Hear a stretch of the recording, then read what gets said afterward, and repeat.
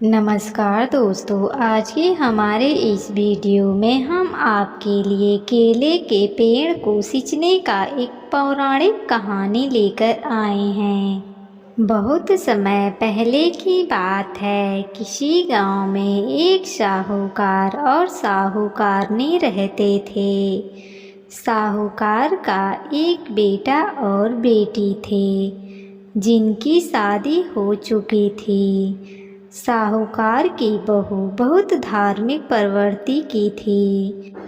रोज पूजा पाठ करती थी। भगवान श्री हरि विष्णु में उसकी गहरी आस्था थी।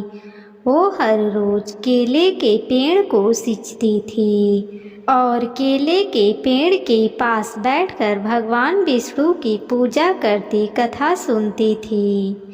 वो जब केले के पेड़ के पूजा करने और सींचने जाती तो वो अपनी ननद को भी साथ ले जाती थी और उसे भी कथा सुनाकर पेड़ सींचने को कहती थी। साथ ही वो हर रोज भगवान से प्रार्थना करती, हे श्री हरि विष्णु, मुझे एक पुत्र दे दो, मेरी मनोकामना पूरी कर दो।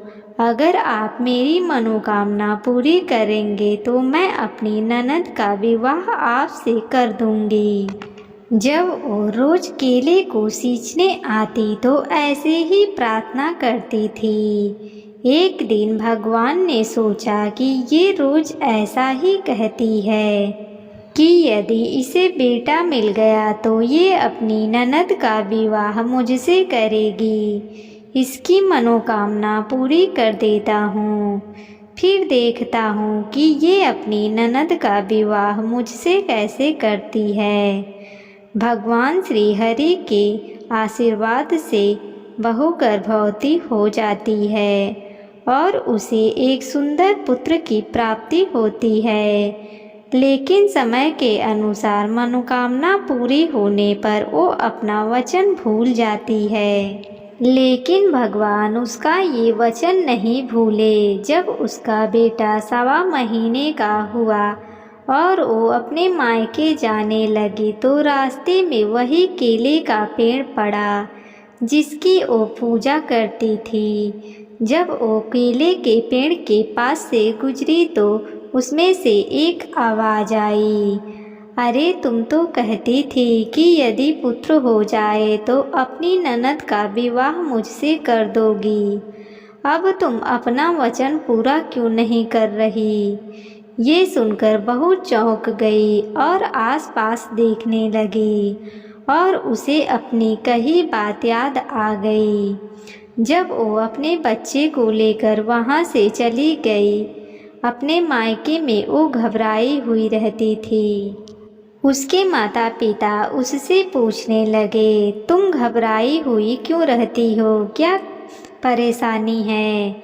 लेकिन उसने किसी को भी कुछ नहीं बताया।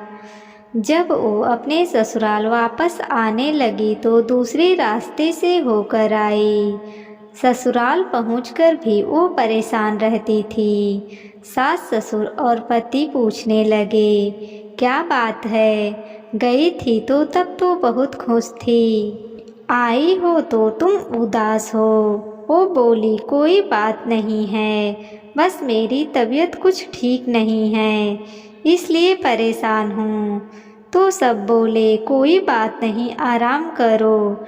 लेकिन सुबह शाम अपने वचनों को याद कर वो परेशान रहती थी।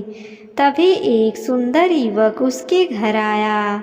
उसे देखकर साहूकार और साहूकारनी ने पूछा, आप कौन हो? वो बोला, मैं आपकी बहू का मुँह बोला भाई हूँ। साहूकार ने बहू को बुलवाया और पूछा, बहू, क्या ये तुम्हारा भाई है? वो लड़के के पास गई और बोली, तुम कौन हो? मेरा कोई मुँह भोला भाई नहीं है। वो लड़का धीरे से बोला, मैं वही केले का पेड़ हूँ। वो आपका वचन याद दिलवाने आया हूँ। आपको अपनी ननद की शादी मुझसे करनी है। ये सुनकर बहू बहुत घबरा गई। लड़का अंदर आकर बैठ गया और बोला, मैं लंबे समय से विदेश कमाने गया हुआ था, इसलिए ये मुझे पहचान नहीं पाई। अभी अभी गांव लौटा हूँ तो बहन से मिलने आ गया हूँ। साहूकार और साहूकारनी उसकी बात मान गए। वो उनके यहाँ रहने लगा। कुछ ही दिनों में वो सबका मन जीत लिया। साहूकार सोचने लगा, क्यों ना मैं अपनी बेटी की शादी इस लड़के के साथ कर दूं।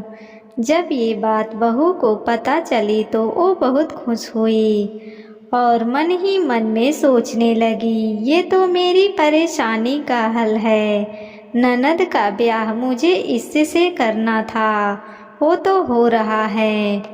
अब साहूकार और साहूकारनी ने अपनी बेटी का शादी उस युवक से कर दिया। युवक अपने पत्नी को लेकर वहां से चला गया। कुछ समय बाद एक दिन साहूकार और साहूकारनी ने अपने बेटे को बुलवाया और बोले, बेटा बहुत दिन हो गए हैं, तुम्हारी बहन का शादी हुए, तुम उसके यहाँ हो आओ। बहू से बोला, तैयार हो जाना, कल बहन के यहाँ जाएंगे।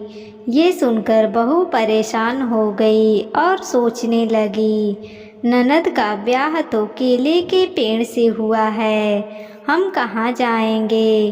उसी समय वो भागी भागी केले के पेड़ के पास गई।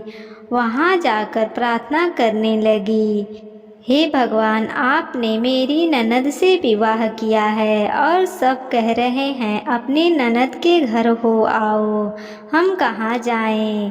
तभी केले के पेड़ से आवाज़ आई, तुम चिंता मत करो, यहीं अपने पति को लेकर आ जाना, बाकी सब मैं देख लूँगा। वो बहुत खुश हुई और अपने घर आ गई। अगले दिन ननद के घर के लिए निकल गए। चलते चलते वो केले के पेड़ के पास आ पहुँची। वहाँ आकर उसने देखा तो वहाँ केले का पेड़ नहीं था, बल्कि एक आलीशान महल खड़ा था। खूब नौकर चाकर घूम रहे थे।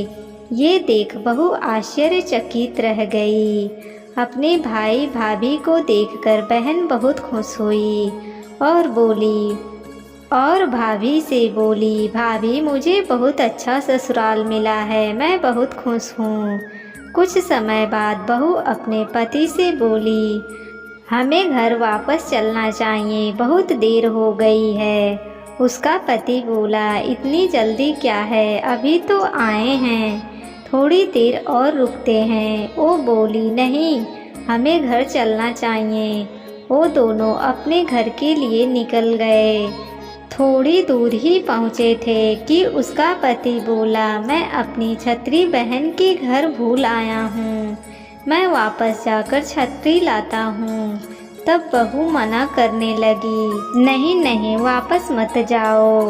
वो बोला, क्यों ना जाऊँ, मेरी छतरी रह गई है, तुम्हारी बहन का ससुराल है, बार बार जाओगे तो सब क्या सोचेंगे। छतरी रह गई है तो रह जाने दो, हम दूसरी छतरी ले लेंगे। लेकिन उसका पति नहीं माना। वो वापस अपने स्थान पर पहुंचा तो देखता है बहन के महल की जगह एक केले का पेड़ खड़ा था और उस पर उसका छतरी लगी थी। ये देखकर भाई को बहुत आश्चर्य हुआ। वो अपनी पत्नी से बोला, तुम्हारा भाई का घर कहाँ है?